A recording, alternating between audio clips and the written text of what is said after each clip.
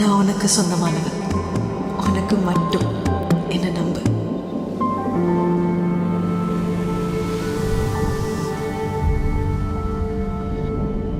ഞാൻ നിന്റേതാ, നിന്റേത് മാത്രം. Trust me. അതവൾ അവസാനമായി എന്നോട് പറഞ്ഞത്.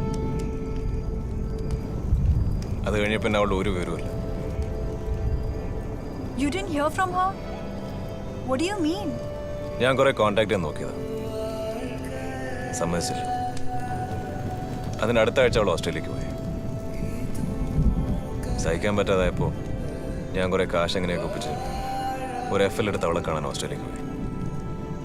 तो उससे मिलना ऑस्ट्रेलिया गया? എന്നിട്ട് അവളെ കണ്ടോ? मिली क्या नहीं मिली? കണ്ടു. അപ്പോൾ എന്താ ചെയ്തെന്നറിയോ? കണ്ട ഉടനെ വീട്ടിൽ കയറി കഥ അടച്ചു. രാത്രി മുഴുവൻ ഞാൻ അവളുടെ വീടിന് പുറത്ത് കാത്തു. അവള് കഥവും തുറന്നില്ല, എന്നോടൊരു അക്ഷരം മിണ്ടിയില്ല. लड़की तो पत्थर दिल निकली. ഞാൻ അറിയുന്ന അക്ഷരം അങ്ങനെ ഒരിക്കലും ചെയ്യില്ല. അവൾ ശരിക്കും മാറി. കഴിഞ്ഞ 4 വർഷമായിട്ട് ഇത് ഞാൻ എന്നോട് തന്നെ പറഞ്ഞ് പറ്റിച്ചുകൊണ്ടിരിക്കുക. അവളെൻ്റെ ആരുമല്ല.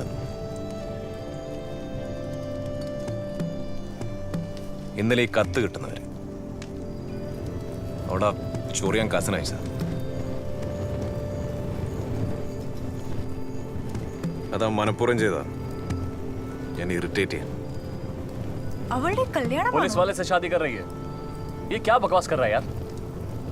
അവള് കല്യാണം കഴിക്കുന്നതിനല്ല, ഒരു പോലീസുകാരനെ കെട്ടുന്നതിന് എനിക്ക്.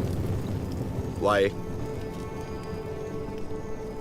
സർ, അവൾ എന്തിനാ ഒരു പോലീസ് ഓഫീസറിനെ കല്യാണം കഴിക്കുന്നത്? I don't know, sir. അവൾ ഇങ്ങനെയൊന്നും പറയാതെ പോവാൻ എന്താ കാരണം? I don't know. നിനക്ക് അറിയാമെന്ന് തോന്നിയിട്ടില്ലേ? ഇല്ല. അവളെ ഞാൻ എന്നേ മറന്ന. അവൾ എന്തിനാ എന്നോട് ഇങ്ങനെ ചെയ്തത് ഞാൻ ഒരിക്കലും അറിയാൻ പോകുന്നില്ല. അപ്പോഴാ അവളുടെ കല്യാണക്കാരൻ.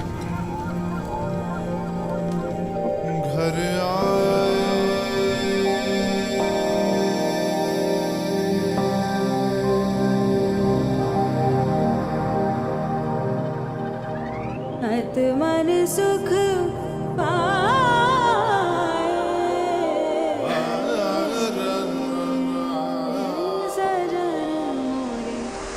என்னைக்காவது ஒரு நாள் நான் பக்கம் இல்லைனா, என் ஞாபகம் நினைப்பு எதுவும் இல்லைனா,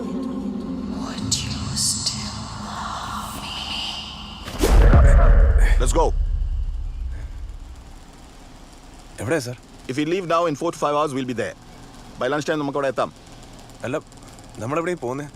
നിനക്ക് അറിയണം എന്നേലായിരിക്കും, പക്ഷെ ഞങ്ങൾക്ക് ഉത്തരം കിട്ടിയേ പറ്റൂ. ലെഫ്റ്റനന്റ്, എൻ്റെ യൂണിറ്റിലെ ഓഫീസേഴ്സ് ഡിഫീറ്റ് അക്സെപ്റ്റ് ചെയ്യില്ല. Now let's go get some answers.